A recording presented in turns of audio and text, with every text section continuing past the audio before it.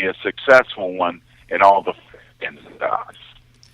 Kendall Lewis, the BSK, joining us here on the Sports Fix. Kendall, my man, I don't know if you're in a bad spot or what, but you're breaking in and out on me, so we're kind of catching you in waves in and out of what you're saying here.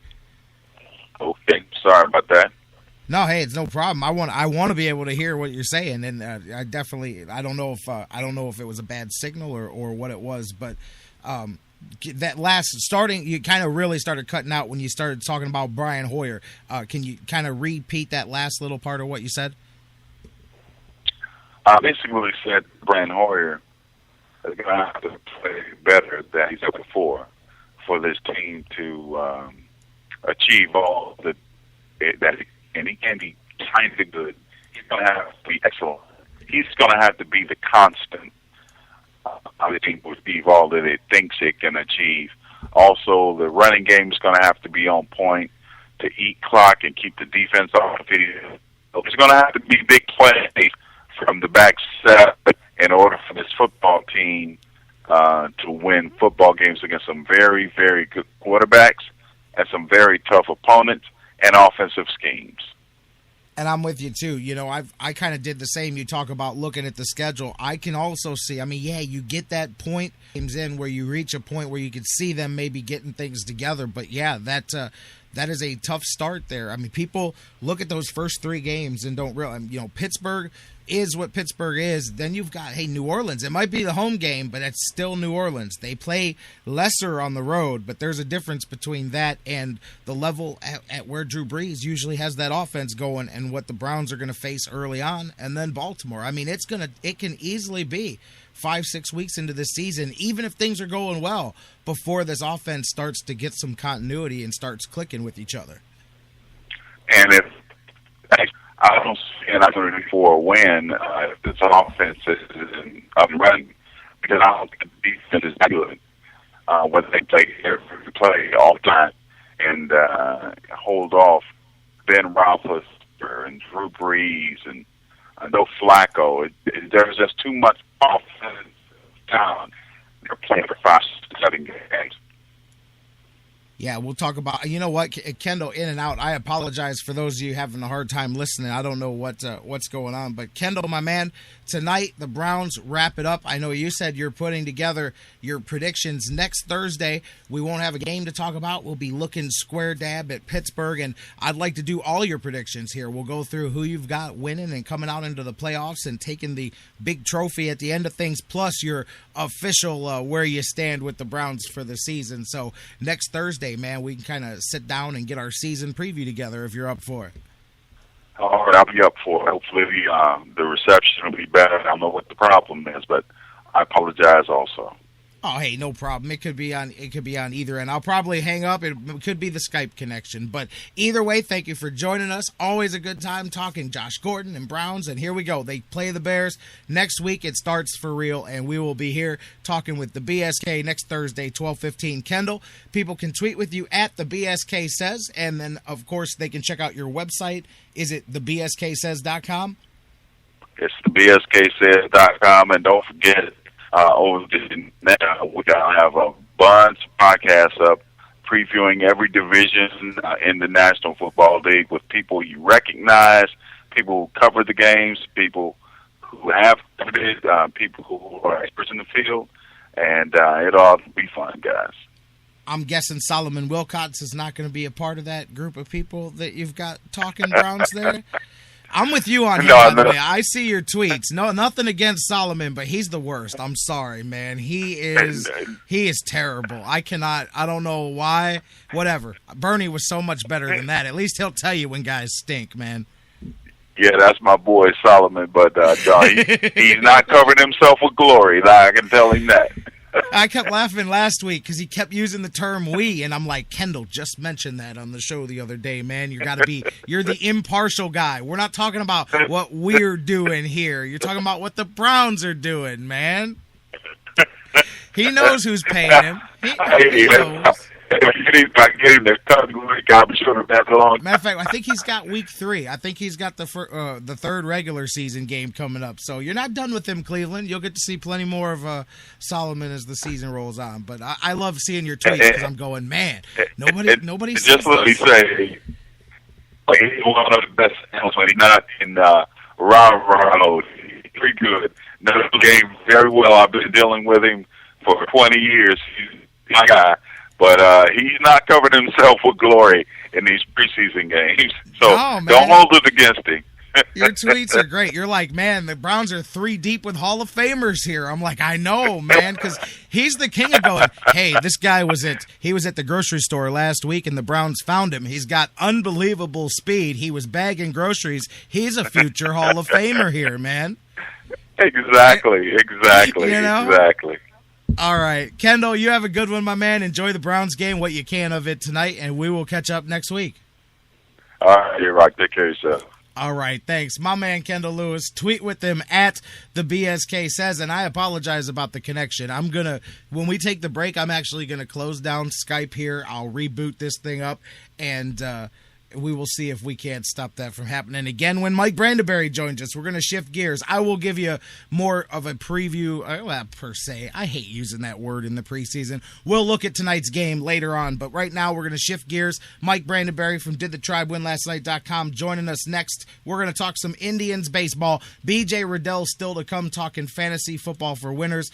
All of that, your takes, and so much more. Don't go anywhere. Thanks again, my man, the BSK Kendall Lewis. He's with us every Thursday, and the connection will be fixed next week. Meanwhile, we're going to take a break. When we come back, we'll be here with Mike Brandenberry from DidTheTribeWinLastNight.com right after the news coming up your way next here on the Sports Fix. 216-539-7535, the number to call. Hit us up on Facebook, Facebook.com/TheSportsFix. Tweet with us at TheSportsFixCLE. Email us, TheSportsFix@AOL.com. Now we can hit the break. J-Rock coming back with Mike Brandenberry next on the Sports Fix.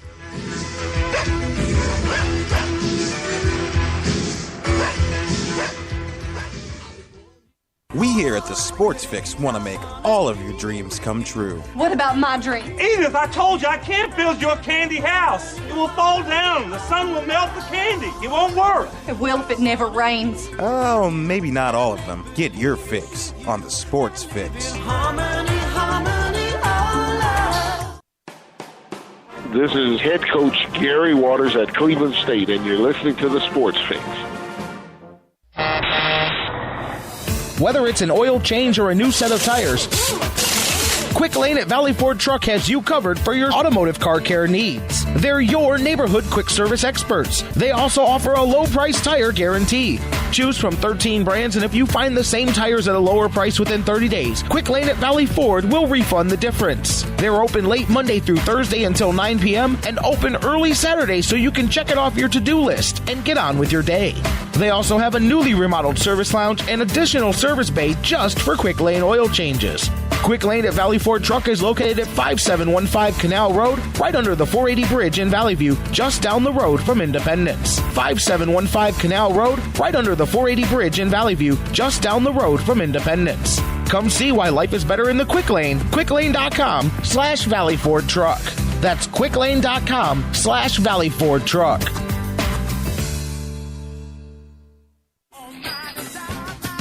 Business owners and professionals, do you want to take your business, your product, your team, your event to the next level? You want to advertise right here with the Sports Fix. Our listeners are among the most loyal listeners, terrestrial or internet. The Sports Fix universe is not only the radio show, but tens of thousands of fans on Facebook and Twitter. Email me, Jerry Myers, thesportsfix@AOL.com. That's thesportsfix@AOL.com. And let me help you swing for the fences and hit it out of the park right here on the Sports Fix.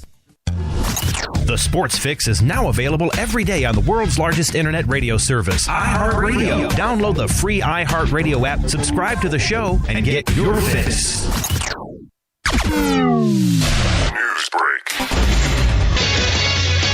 I'm Kevin Wentz. The Cleveland Browns are going to go the entire season without star wide receiver Josh Gordon. The NFL announcing its appeal of his season-long suspension for a repeat violation of the league's substance abuse policy has been denied. Gordon set the single-season franchise record receiving yards last year. This despite missing the first 2 games of the season.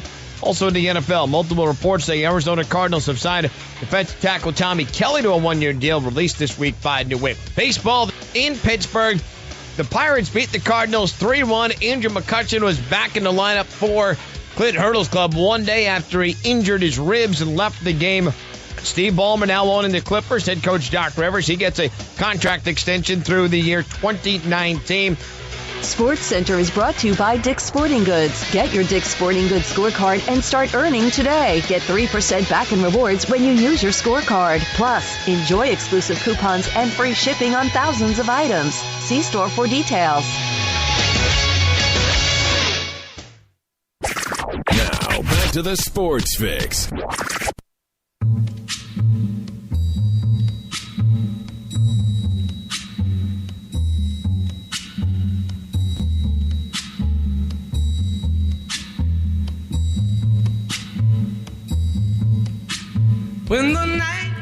Welcome back to the Sports Fix as we roll on, heading towards hour 2 here across the Sports Fix Radio Network. And you see, J-Rock here back with you. We're going to talk to my man Mike Brandenberry here in just a second as we talk some Indians. And you see, when you're talking about the delicate nature of the universe and the fickleness that comes with being a team of destiny. You see, that term comes with great power comes great responsibility, and that is what we are sitting here. That's what you got to stand by. It is your responsibility to stand by and just watch as the team of destiny takes you up and down and around. Meanwhile, they continue to warm up. I'm telling you, the Giambino's coming. This is all an orchestrated plan.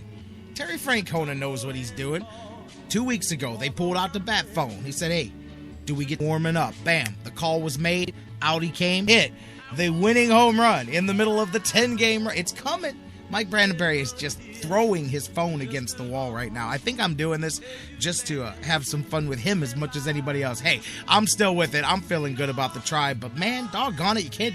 Last night, I mean, now they win every game except the one that Corey Kluber pitches. This team is as dyslexic as it gets. Corey Kluber drops his second straight decision here. Again, 2 of them that if anybody else would have pitched them, they'd have been happy with their last 2 performances. We'd have been going, hey, feeling good about those last couple of performances. With Corey Kluber, all of a sudden, panic sets in. But the Indians couldn't score enough last night, and unfortunately, too little too late. They dropped one they should have won, and now they've got to win tonight to win the series. But as my man's about to tell you, you got to do more than just win the series at this point, especially when you're playing a team that dropped 7 in a row. So let's talk to my man Mike Brandenberry from DidTheTribeWinLastNight.com, talking some Indians. They're still my team of destiny. Mike, how you doing? I'm doing good, Jerry. You cracking me up. You got to be. You were the last, and I respect you for it all the way. You were the last guy to admit or wave the white flag on the Cavs last spring and their playoff chances, and I think you're going to be the last one this time too. But I already am, man. I already am. By the way, connection is sounding good here, so I think I don't know, man. I don't know. Whatever the problem was appears to be fixed, and that's good. Sorry again, by the way, for the last segment. Kendall and I cutting in and out on that conversation. But Mike Brandenberry here, DidTheTribeWinLastNight.com. No, the Tribe did not win last night, and that's what we were talking about here, setting the stage. Corey Kluber, 2 in a row. He doesn't win. Now they win them all except the ones Corey Kluber wins, man. Yeah, I think you hit it right on the head. You know, if anybody else tossed those games, you know, as a fan or as an onlooker, you'd be thrilled, and I think you still should be with Corey Kluber. I don't think it's fair to expect him to walk on water forever like he did for the All-Star break. The guy gave up 2 runs in 8 innings last night. That's a pretty darn good. Yeah. I wouldn't blame him. I'd blame the guys that didn't score 3 last night, and the same of his last start. I think was last Thursday, right after we got off the phone. He gave up. Yep. I think off the top of my head, I'm thinking he gave up 3 runs in 7 innings. That's a pretty solid effort for even a good starting pitcher for your ace. So I would say the blame has to go to the guys that haven't scored enough runs for them, not because Corey Kluber's allowed a hit or two finally. Absolutely. I mean, like you said, last night, 6 2/3, 3 runs, 9 hits, 8 strikeouts. By the way, 17th time this season that Corey Kluber has struck out 8 or more. That's incredible right there. And he is now 19th and climbing on the list.